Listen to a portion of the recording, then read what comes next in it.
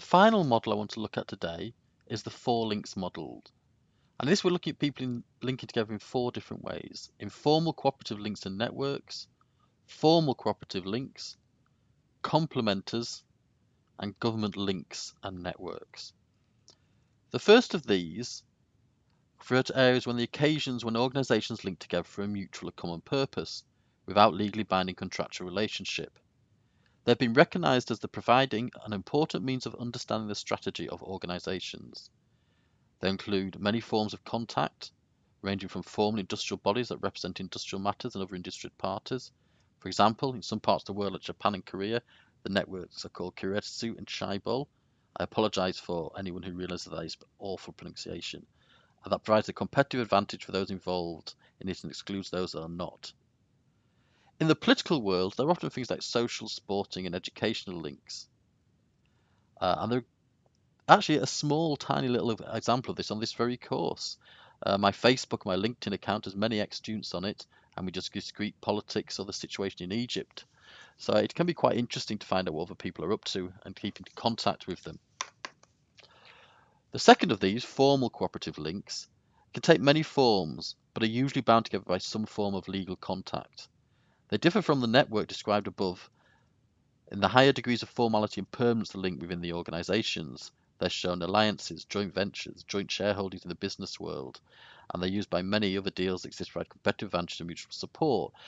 But of course, they exist very much in the public sector world as well. The 4 links model includes government-to-government links. It includes the diplomatic links that I've talked to you about setting up. It includes educational contracts. It includes military investment. It includes some government-to-government agreements and things like that. It includes things like TTIP. It includes things like all sorts of agreements. It's massive. Formal cooperative links are massive. They include things like formal political national trade agreements, NATO, other military alliances like that. All of these are examples of formal cooperative links.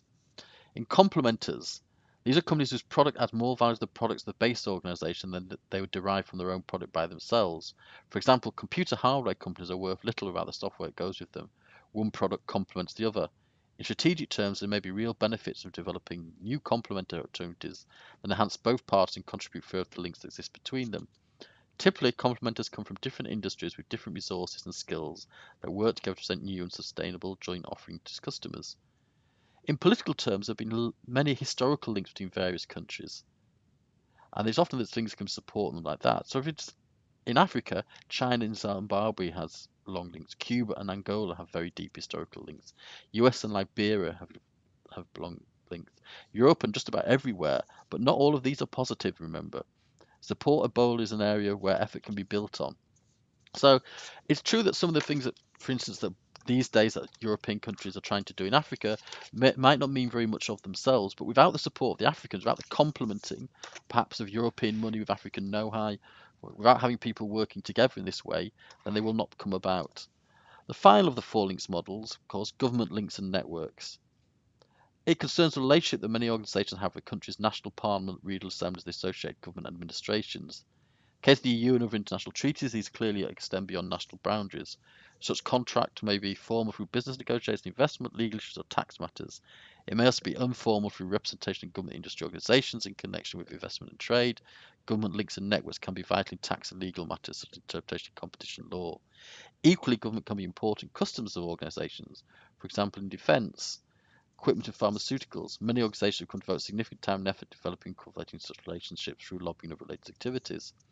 How does this convert to the public sector, the NGO sector, to the continuum of things? Well, there are clear, obvious links there. But on government to government, the links and networks are things like the United Nations.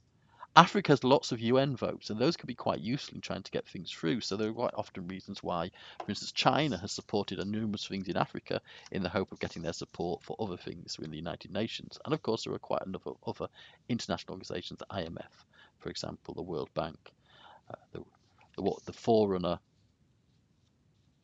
tariffs and the World Trade Organization and its forerunner organizations, the General Agreement on Tariffs and Trade, etc. So how do we operate again? Operate very similar with methodology. Try and work out all the links you have and all that you would need. write them on post-it notes, and this is a place on the links board showing all the different possible links and how they can reinforce and disrupt one another. This is a big place for your systems thinking, to how your different parts of your system parts work together and how you can, from those, build up a true picture of what's going on. So from all of the different things we talked today, from your pestle, from your 4 links, from your competitive environment, from all these sorts of things, what are we trying to do?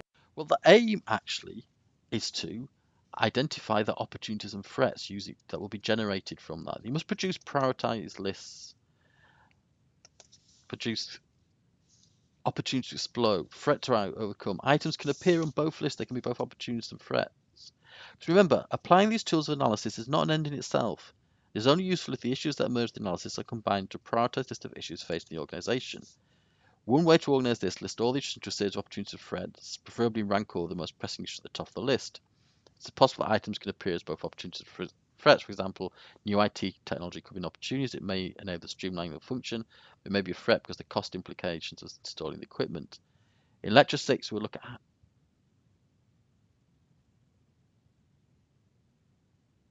in later sessions, you'll actually be bringing these opportunities and threats together. And we're looking at how we can use this priorities list in combination with the internal strengths and weaknesses you will get and develop next week. So just a quick, we'll finish with a quick look at strategic gaps. Strategic gaps are important for being able to work out how things are going to happen and how you might develop and operate in them. Opportunities for your strategic gaps are basically opportunities for you to further its goals. But look at political positions. Where are there perhaps political weaknesses that you can actually get involved in? Where are the strategic groups, strategic spaces that leave room for you to get involved? Perhaps you can support one rebel group. Perhaps you can support and do things like support Ebola. Perhaps you can introduce education where education is lacking.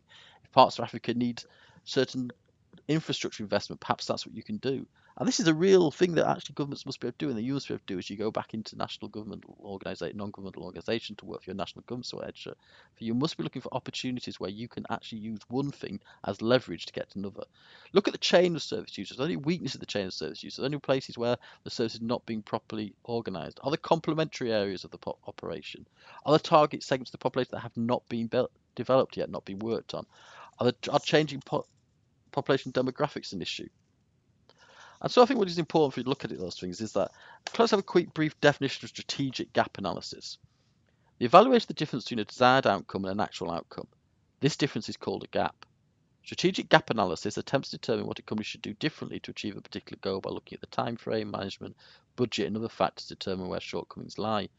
To conduct this analysis, the company should develop an implementation plan to eliminate the gaps. Adaptive process in the public sector, we're looking for unserved needs. A very good case study was microfinance.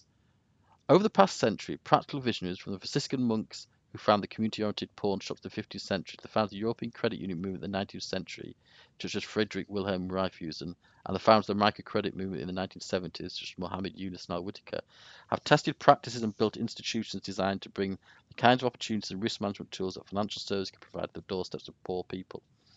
While the success of the Grameen Bank, which now serves over 7 million poor Bangladeshi women, has inspired the world, it has proved difficult to replicate this success in nations with lower population densities, meeting the operating costs of a retail branch by serving nearby customers proving considerably more challenging.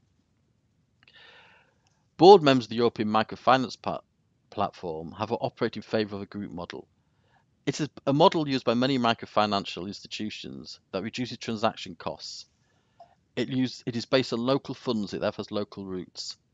In fact, this has been going on for quite a long time, back to the 1800s, where there was the first cooperative lending bank supported farms in rural Germany.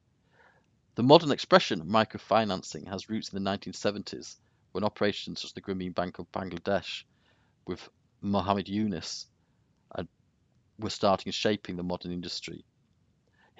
Mohammed Yunus himself has won the Nobel Peace Prize for his operation in doing this. I think it's very important to us. What we're looking at here is that there was a gap. There was a gap in funding, and rather than going to actually thinking the solution was to go to the original banks, to go to actually existing financial things, to go to the IMF, etc., there was an opportunity to say, there's a gap here. Is there an absolutely completely new solution we can support that will enable us to get to what we want aimed, and maybe give us leverage to use elsewhere? Just a brief look at the references here.